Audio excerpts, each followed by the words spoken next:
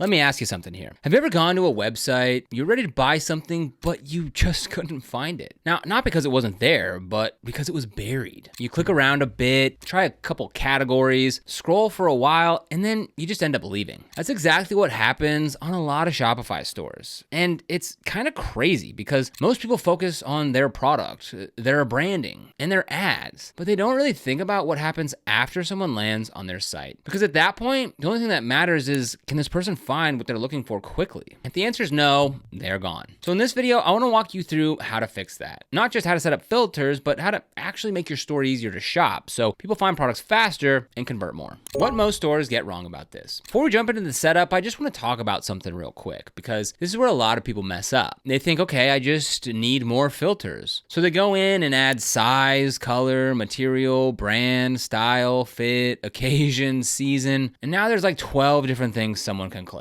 But instead of making the experience better, it actually makes it worse because now the customer's thinking, wait, what do I even click first? So the goal here is not just to add more stuff, it's to make decisions easier. That's it. Everything we're doing in this video is about helping someone go from I'm browsing to that's the one I want as quickly as possible. How people actually shop. This changes everything. So here's something that helps a lot when you're setting this up. Think about how you shop online. Most of the time, you don't just go in blind. You usually have some idea, like I want a black hoodie, or I need a medium size, or I don't want to spend more than $50. You're narrowing things down in your head. Filters just take that process and make it easier. And instead of scrolling through 100 products, you click a couple things and now you're looking at exactly what you want. That's the experience that we're trying to create. Step 1, set up search and discovery, your control center. All right, now let's actually get into Shopify. So there's a free app called Search and Discovery. If you don't have it installed yet, go grab it. This is where everything lives. Filters, search behavior, product boosts, synonyms. Once you're inside,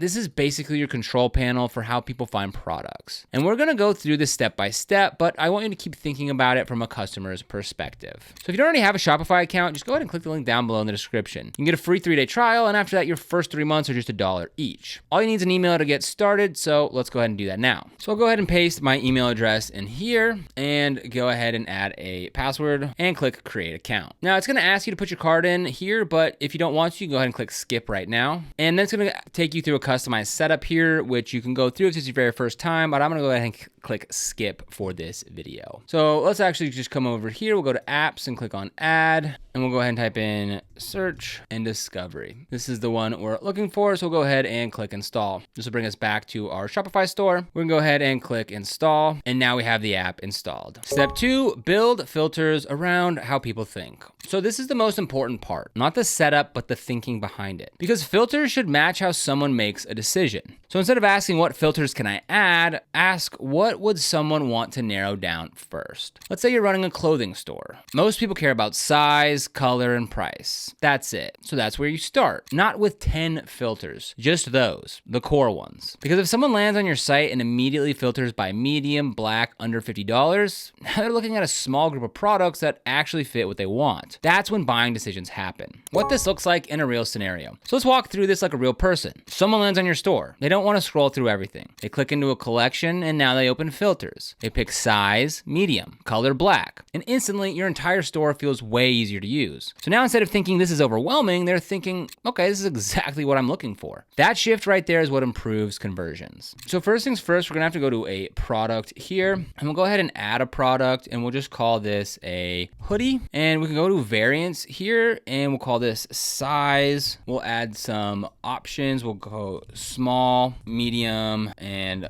large, and click done. So now, well, first we'll go ahead and click save here, and then we'll come back to search and discovery. We'll click on customize filters, add filter, select the source. We'll select the size that we were just able to create here, and we'll select all of these. We'll just click save. Sweet. So now if we come back here, we can go ahead and see that we have added this size filter. Step 3, keep everything clean and easy to understand. Now here's where a lot of stores lose people. Even if they have filters set up, they're messy. You'll see things like composition, variant option 1, custom attribute. Nobody knows what that means, so just keep it simple. Use words that people actually use. Material instead of composition. Size instead of variant. And also keep things grouped. If you have 10 different shades of blue, you don't need 10 options. Just simplify it. Because again, the goal is not to give people more choices, it's to help them choose faster. Step 4, fix your search. This is where buyers go. Now let's talk about search, because this is where your highest intent customers go. These are the people who already know what they want. They're not browsing, they're typing something in. And if your search doesn't give them good results, they're gone. So inside search and discovery, one of the easiest wins is setting up synonyms. Why synonyms matter more than you think. People don't all use the same words. Some people search hoodie, others search sweatshirt, some say sneakers, others say running shoes. If your store only recognizes one version, you're missing those searches. So what you do is you group those together. So no matter what someone types, they get the right products. This is one of those small things that can quietly increase your sales because you're catching searches that would have been missed. So let's come back here to search and discovery. We'll come to search and come to synonyms. And this is where you can go ahead and add all those synonym groups. So click on create synonym group. So we could add the list of synonym words. So like for the example here, we'll go hat, we could go cap, hat, baseball hat, dad hat, beanie, fedora. You get the example. And once you're done, just click save. Step 5, pay attention to what people are searching. This is something I wish more people did. So go look at your search data. See what people are typing into your store. You'll usually find things you didn't expect, misspellings, or searches that return nothing. And those are opportunities. If people are searching for something, that means they want it. So either add products or adjust your search to match. This is one of the easiest ways to improve your store over time. Step 6, use product boosts, but don't overdo it. So now let's say you have a bestseller, a high margin item, or something that you want to push. You can boost it. So when someone searches something relevant, that product shows up higher. But you don't want to overdo this because if everything is boosted, search results stop feeling natural. So use it strategically. Think of it like guiding, not forcing. Step 7, a mobile experience. This is where most stores lose sales. So this one's huge. Most of your traffic is probably mobile. So if your filters are hard to find, hidden behind weird menus, or just clunky, then people won't use them. And that means they go back to scrolling, which is exactly what we're trying to avoid. So actually go on your phone and test your store. Try to filter products and see how it feels. If it's frustrating for you, it's frustrating for your customers. Step 8, your product data controls everything. So this is the behind the scenes part, but it matters a lot. Your filters and search only work if your data is clean. That means sizes are consistent, colors are labeled the same way, and products are categorized properly. If one product says black and another says jet black, that creates problems. So take the time to clean this up because once it's set up right, everything else just works better. The mistakes that quietly kill conversions. So there are a few things that don't seem like a big deal, but they add up.